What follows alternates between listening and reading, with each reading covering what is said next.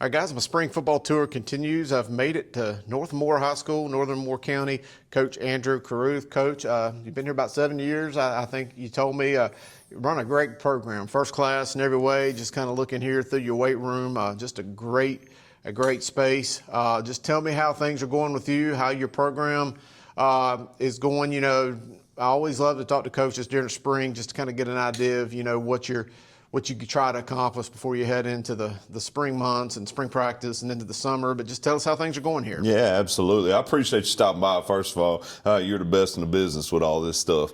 But, you know, in terms of being here, man, we got a lot of work to do. That's the biggest thing I could say. You know, coming off a season, I think we didn't get a lot of our goals accomplished, and we've got a lot of work to do to be able to get back to where we want to be. I think our kids are working really hard right now, but we've got a lot of work still to do on that end. And, you know, we talk about RPO around here. We kind of put it on everything we do and talk about it a ton. And that's RPO for us means run people over. And, you know, that's kind of a mentality thing that we're trying to grow and build with our kids. And I don't think we're there yet. I don't think we're close to being there yet, but I definitely think we're making progress. So that's a good thing. Sure. You know, before we got on camera, you know, we was talking a little bit about your community. You know, this is a very rural school. I know that Moore County, land-wise, is a massive-sized county, and you know the southern end of the county, you got Pinecrest, one of the biggest schools in the state, and Union Pines, which is well on its way to getting there. But up here, it's a different landscape, and you know, a different kid, and you know, you can see it in like you mentioned, running people over. You know, it's just I feel like it's a night and day contrast from the other end of the county to up here. For sure, it's you know, 24, 27 is kind of the dividing line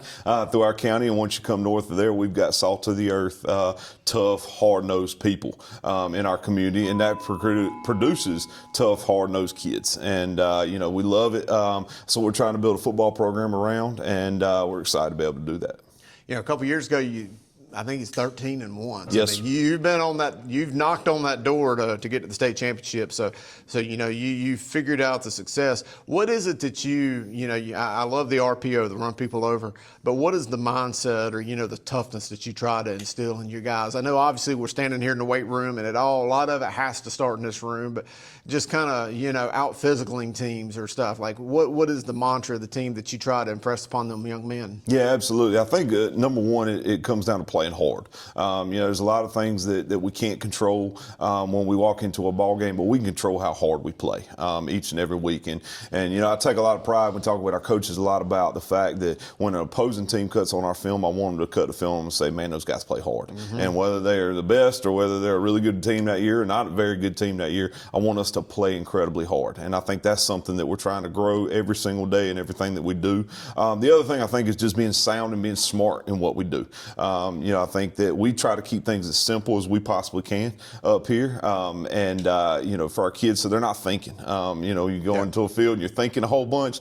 It takes a kid who may be a little slower to start with and makes them real slow at that point. So, you know, try to take the thinking away from it, try to make it very familiar with them, and try to be as competitive as we possibly can.